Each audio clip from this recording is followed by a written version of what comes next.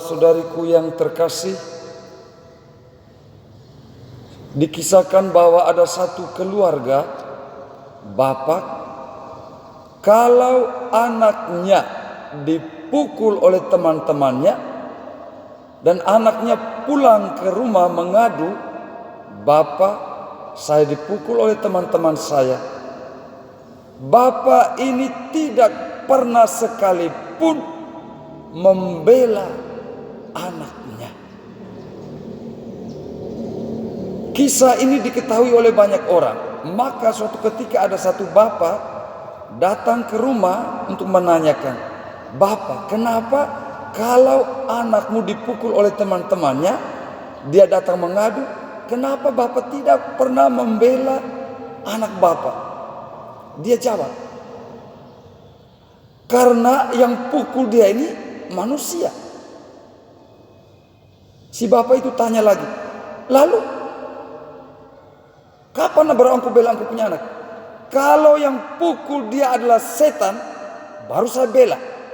Satu-satunya musuh kita adalah setan." Saudara-saudariku yang terkasih, hanya karena masalah anak-anak kecil, akhirnya orang tua tidak baku tegur dengan tetangga, bahkan bisa bertahun-tahun. Saudara-saudariku yang terkasih, Yesus dalam bacaan Injil mengatakan, "Aku datang untuk memberitakan Injil."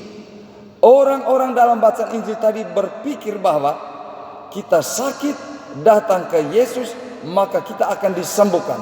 Selesai. Maka orang-orang sakit dibawa oleh keluarganya untuk disembuhkan oleh Yesus.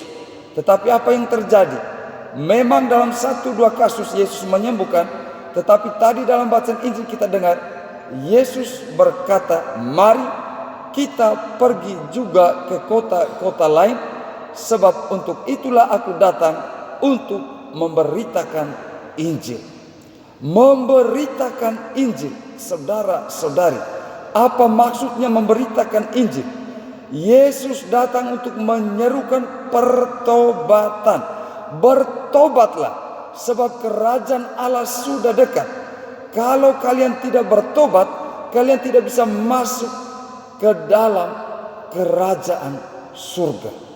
Untuk apa saya sembuh dari sakit, tetapi setelah saya sembuh, saya jatuh lagi ke dalam dosa yang sama? Untuk apa di dunia ini saya sehat, kalau nanti saya mati masuk ke dalam api neraka? Aku datang untuk memberitakan Injil. Saudara-saudariku yang terkasih, musuh kita hanya satu, yaitu setan. Setan tidak mau kita masuk surga. Allah mau supaya tidak boleh ada satupun dari antara kita yang masuk neraka. Tetapi pada saat yang sama, setan berjuang agar semua kita masuk dalam api neraka. Maka apa yang harus kita lakukan supaya iman kita tidak goyang, kita tetap pada prinsip untuk mati masuk surga? Maka dalam bacaan Injil tadi, Yesus sudah memberikan teladan. Pertama, memberikan perhatian untuk orang-orang sakit. Kasih menutupi banyak dosa. Dengan memberikan diri kita bagi orang-orang sakit, kita akan menghapus dosa-dosa yang pernah kita lakukan. Yang kedua, Yesus pergi ke tempat yang sunyi untuk berdoa. Mari kita sesering mungkin menggunakan waktu hening, waktu sunyi untuk berjumpa, mengalami perjumpaan pribadi dengan Allah. Ini kita lakukan agar jiwa kita semakin kuat, agar kita tidak mudah terjebak dalam tipu muslihat setan, sehingga kelak kita mati dan masuk ke dalam surga. Saya tutup dengan sebuah cerita. Di sebuah kampung daerah Rio, guru bertanya kepada anak-anak sekolah, "Anak-anak, apa cita-cita kalian?"